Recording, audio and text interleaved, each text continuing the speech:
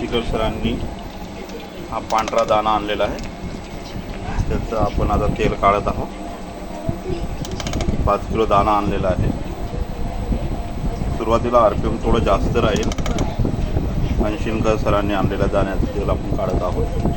बघा छान क्रशिंग होत आहे.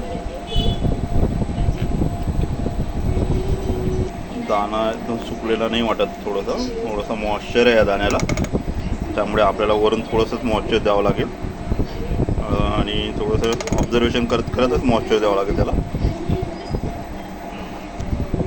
RPM कमी करू.